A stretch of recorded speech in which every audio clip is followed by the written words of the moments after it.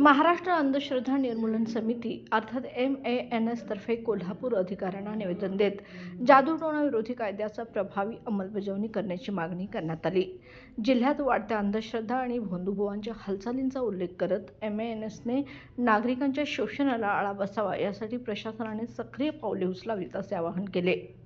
संघटनेने 2013 पासून राज्यभरात अनेक प्रकरणातील भोंदूगिरीचा भांडाफोड करून गुन्हे दाखल करण्यास मदत केल्याचं नमूद केलं।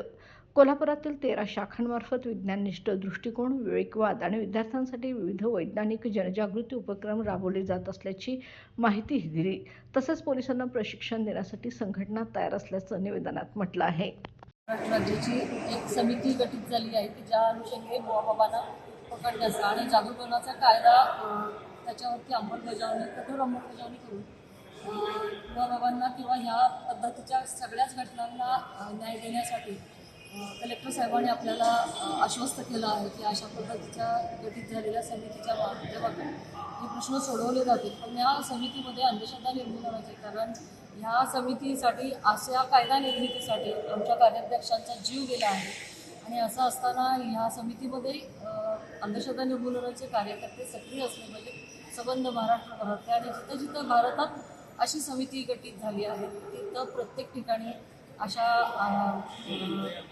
कार्यकर्त्यांना घेतलं जावं असं निवेदन आम्ही कलेक्टर साहेबांना आज घेऊन आलो आहे आणि त्याला कलेक्टर साहेबांनी मान्यता दिली आहे। धन्यवाद।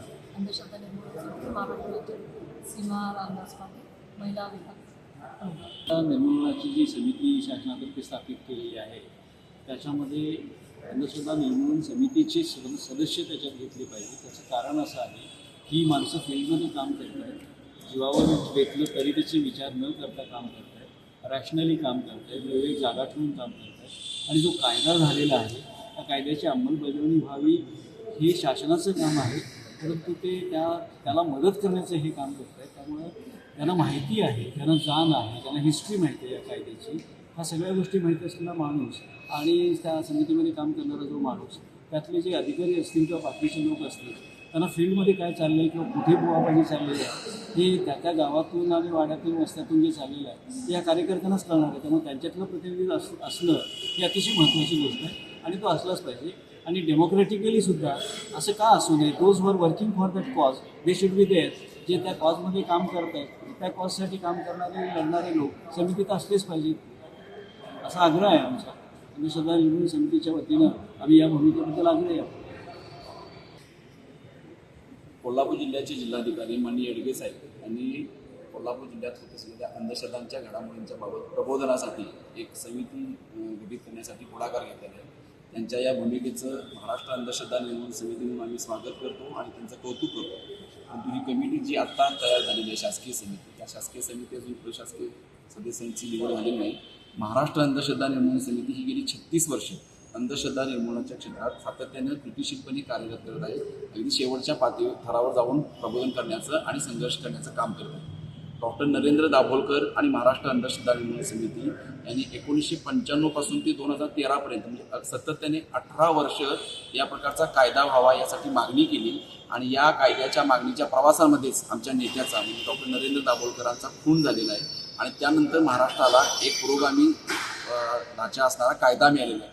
कायदा झाल्यानंतर अंधश्रद्धा निर्मूलन समिती गप्प राहिलेली नाही, तर गेल्या 12 वर्षात अशा शेकडो बुवाबाबांच्या विरोधात, सर्व धर्मातल्या बुवाबाबांच्या विरोधात संघटनेनं प्रबोधन करून त्यांच्या विरोधात जे काही गुन्हे दाखल करण्याच्या कामात पुढाकार घेतलेला आहे आणि या बुवाबाजीने पीडित असणाऱ्या लोकांना न्याय मिळवून देण्यासाठी प्रयत्न केलेले आहे। अंधश्रद्धा निर्मूलन समितीची अशी मागणी आहे की या प्रकारचा जो काही शासकीय कोणतीही समिती होती यामध्ये अंधश्रद्धा निर्मूलनाच्या क्षेत्रात प्रचंड अनुभव असणाऱ्या आणि जे कार्यकर्ते स्वतःचं घर, नोकरी, व्यवसाय सांभाळून अशा प्रकारच्या प्रबोधनाच्या कामात सहभागी होतात, या कार्यकर्त्यांना या समितीमध्ये सहभागी करून घ्यावं, त्यांच्या अनुभवाचा समाजाच्या कल्याणासाठी, हितासाठी उपयोग करून घ्यावा अशा प्रकारची मागणी आम्ही माननीय जिल्हाधिकारी साहेबांसमोर केलेली आहे। साहेबांनी त्याचा विचार करू याबद्दल आम्हाला आश्वस्त केलेलं आहे। तसेच आजूबाजूला घडणाऱ्या ज्या काही अंधश्रद्धाविषयक घडामोडी असतील त्या अंधश्रद्धा निर्मूलन समिती असेल किंवा माननीय जिल्हाधिकारी असेल यांच्यापर्यंत पोहोचवाव्यात अशा प्रकारचं आवाहन देखील साहेबांनी केलेलं आहे। त्याबद्दल सुद्धा साहेबांच्या या भूमिकेचं आम्ही स्वागत करतो। आज आम्ही जिल्हाधिकारी कार्यालय कोल्हापूर या ठिकाणी महाराष्ट्र अंधश्रद्धा निर्मूलन समितीचे कार्यकर्ते ज्या पद्धतीनं अंधश्रद्धा निर्मूलनाच्या कामासाठी एखादी कमिटी जर सरकार बनवते किंवा कायदेशीर पद्धतीनं सरकारी पद्धतीनं ती बनत आहे, तर त्याच्यामध्ये इतकी वर्ष कोल्हापूर जिल्ह्यामध्ये काम करणारे जे सगळे कार्यकर्ते आहेत, अर्थात ही सर्व जिल्ह्यांसाठीची बाब म्हणता येईल, तर त्या ठिकाणी काम करणारे कार्यकर्ते, जसं शेतकऱ्यांना जर तुम्हाला काही द्यायचं असेल तर शेतकऱ्यांचं मत तुम्ही त्याच्यामध्ये इन्क्लूड करता, शिक्षकांचं काही करायचं असेल तर शिक्षकांना विचारता, तसं इतकी वर्ष आणि सज्ज कार्यकर्ते अंधश्रद्धा निर्मूलन आणि दुसऱ्या बाजूला वैज्ञानिक दृष्टिकोनाचा परिपोष अशा पद्धतीचं राष्ट्रीय काम करतात. तर मी जनआंदोलनाचा राष्ट्रीय समन्वयक म्हणून आणि आम्ही राष्ट्रसेवा दलाचे सर्व कार्यकर्ते या अनिसच्या कार्यकर्त्यांच्या बरोबर आहोत आणि त्यांची ही जी मागणी आहे की त्या अशा समितीमध्ये अनिसचे कार्यकर्ते समाविष्ट केले पाहिजे आणि ती त्यांची भूमिका जी आहे किंवा ती मागणी ती न्याय आहे, आम्ही त्यांच्यासोबत आहोत. अंधश्रद्धा निर्मूलन समिती मार्फत आम्ही जिल्हाधिकारी कार्यालयामध्ये आज सर्व कार्यकर्त्यांनी निवेदन आमची भूमिका अशी आहे की अंधश्रद्धा निर्मूलनाचे दुवाबाजी जो कायदा आहे त्या कायद्याची अंमलबजावणी करण्यासाठी जी समिती संघटित केली आहे त्याच्यामध्ये अनिष्टच्या कार्यकर्त्यांना येणं गरजेचं आहे, एवढी आमची मागणी आहे. ती मागणी जिल्हाधिकाऱ्यांनी मान्य करत असल्याची शंका आहे.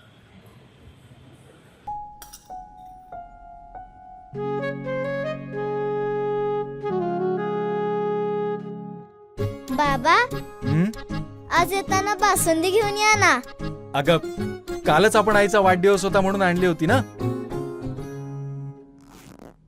ऐकलं, गोकुळची बासुंदी पुन्हा खावीशी वाटतेय. खरं सांगू, मलाही खावीशी वाटतेय. पुन्हा पुन्हा खावीशी वाटणारी गोकुळ बासुंदी.